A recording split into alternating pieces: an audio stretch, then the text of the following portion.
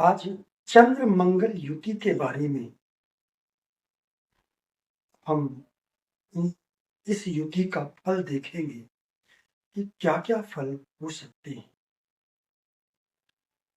चंद्र और मंगल दोनों ही रक्त के कारक हैं, इसलिए अगर ये दोनों ग्रह बुरे भाव में स्थित हों, त्रिक भाव 6, 8, 12 और शत्रु राशि में स्थित हों तो रक्त विकार हो सकता है। बीपी की समस्या भी हो सकती है। इसके अलावा चंद्रमा मन है और मंगल क्रोध, हिंसा, लड़ाई झगड़े, अपराध आदि का कारक ग्रह है। तो जब चंद्र और मंगल एक साथ स्थित होंगे तो चूंकि चंद्रमा मन है तो मन पर मंगल का प्रभाव पड़ेगा। तो यदि ये दोनों चंद्र और मंगल अशुभ भाव के स्वामी हों और अशुभ भाव में स्थित हो, दुर्बल हो, पीड़ित हो, तो फिर मन में क्रोध की उत्पत्ति होगी। मंगल का ये जो कारकत्व है, क्रोध, हिंसा, लड़ाई झगड़ा, ये नकारात्मक कारकत्व है, लेकिन यही कारकत्व सकारात्मक भी होता है। और ये कब होगा? जब दोनों शुभ भाव के स्वामी होंगे और शुभ भाव में स्थित होंगे, बलवान होकर के, तब। लेकिन यदि ये अशुभ भाव में स्थित है, अशुभ भाव के स्वामी है, दुर्बल, कमजोर, पीड़ित है, तो फिर नकारात्मक कारकत्व ही कार्य करेंगे। तो ऐसी स्थिति में व्यक्ति क्रोधी होगा, लड़ाई झगड़े करने वाला होगा, लंपट होगा, धूर्त होगा, कर्ज लेने वाला होगा और अपराध तक कर सकता है ऐसा व्यक्ति क्रोध में आकर के, क्योंकि फिर इनका क्रोध ज्वालामुखी बन जाता है। अगर ये युति बुरे भाव में हो और पीड़ित हो, दुर्बल हो, तो इनका क्रोध फिर बहुत तीव्र हो जाता है और उस क्रोध में आकर ये अपराध तक कर बैठते हैं और लड़ाई झगड़ा करने वाले व्यक्ति होते हैं। अब चंद्रमा स्त्री कारक ग्रह भी है और मंगल का संबंध काम वासना से भी, तो ऐसा व्यक्ति लंपट भी होता है, दूसरी स्त्रियों के पीछे भागने वाला व्यक्ति होता है। इसके अलावा चंद्रमा चूंकि माता का कारक है और यदि चंद्रमा पीड़ित होगा, बुरे भाव में है, तो माता से संबंध खराब होंगे, माता का स्वास्थ्य खराब होगा, माता और आपके बीच वैचारिक मतभेद हो सकते हैं। लेकिन अब यही चंद्र और मंगल की युति, यदि ये दोनों शुभ भाव के स्वामी हो, खास करके मेष लग्न, कर्क लग्न, वृश्चिक लग्न, मीन लग्न, तो ये यदि शुभ भाव के स्वामी हो, शुभ भाव में स्थित हो और बलवान हो, तो फिर मंगल का जो बुरा कारकत्व था, लड़ाई झगड़ा, हिंसा, ये सकारात्मकता में तब्दील हो जाता है। तो सकारात्मक कारकत्व क्या बन जाता है? पराक्रम, साहस, निडरता।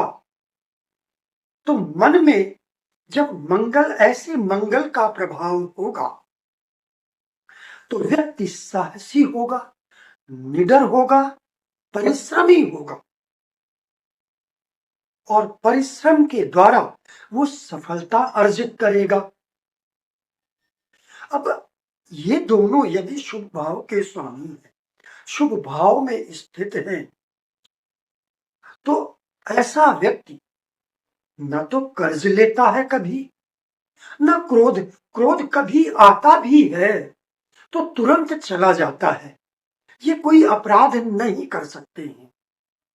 इसके अलावा भले ही ऐसे व्यक्ति के अंदर तीव्र काम वासना की उत्पत्ति हो, लेकिन इसके बावजूद ऐसे लोग पर स्त्री गमन अथवा पर पुरुष गमन नहीं करते हैं।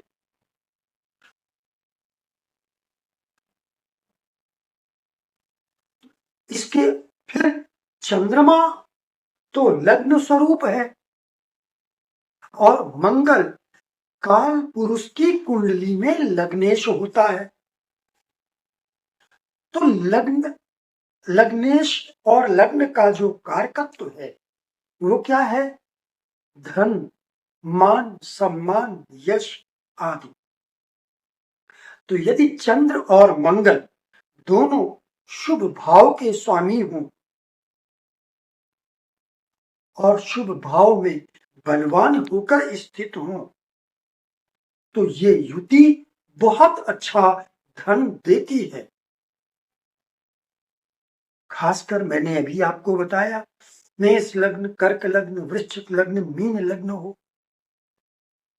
और यदि इनकी युति वृषभ राशि अथवा मकर राशि में हो, लग्न चतुर्थ अथवा दशम भाव में हो, तो फिर इस युति को महालक्ष्मी योग कहा जाता है। चंद्र मंगल की युति बहुत अच्छा धन देती है। अगर ये युति खराब भी है, बुरे भाव के स्वामी है, बुरे भाव में स्थित है, तब भी ये युति थोड़ा धन जरूर देगी, लेकिन थोड़ा ही देगी, क्योंकि बुरे भाव के स्वामी बुरे भाव में स्थित है, कमजोर है, दुर्बल है, पीड़ित है, लेकिन धन फिर भी थोड़ा सा देगी। अब अगर ये शुभ भाव के स्वामी शुभ भाव में स्थित है, शुभ राशि में स्थित है, बलवान है, तो फिर ये महालक्ष्मी योग कहलाता है। तो चंद्र मंगल की युति यदि ये बुरे भाव के स्वामी और बुरे भाव में दुर्बल होकर स्थित है तो बहुत बुरा फल देती है, लेकिन यदि ये शुभ भाव के स्वामी है, शुभ भाव में स्थित एवं बलवान है, तो ये युति बहुत अच्छा रिजल्ट देती है। चंद्रमा, सूर्य तो सरकार का कारक है। ज्योतिष में सूर्य को राजा कहा गया, चंद्रमा को रानी कहा गया। यानी जब सरकारी नौकरी आप के बारे में आपको विचार करना होगा तो आप चंद्रमा को अनदेखा नहीं कर सकते। चंद्रमा भी सरकार का कारक है क्योंकि चंद्रमा रानी है। इसके अलावा मंगल सेनापति होता है। अब सेनापति का अर्थ क्या है? आज के संदर्भ में आप कह सकते हैं कि राजा से नीचे की पदवी प्राप्त हो जिसे, यानी अच्छी पदवी। तो यदि मंगल और चंद्रमा बलवान है, शुभ भाव में स्थित है, इनका संबंध यदि दशम दशमेश अथवा षष्ठेश से हो रहा है तो ऐसे व्यक्ति को सरकारी नौकरी मिलती है। यदि इनका संबंध लग्न चतुर्थ दशम भाव द्वितीय भाव पंचम नवम आदि से हो और ये बलवान हो तो ऐसा व्यक्ति प्रशासनिक अधिकारी भी बन सकता है। तो इसलिए यदि चंद्र और मंगल आपकी कुंडली में अच्छे हैं, बलवान हैं, तो आप इनसे बहुत कुछ अच्छे फलों की अपेक्षा रख सकते हैं। लेकिन यदि ये बुरे भाव के स्वामी हैं, दुर्बल पीड़ित हैं, तो फिर इनसे आप अच्छे फल की उम्मीद नहीं कर सकते। नमस्कार।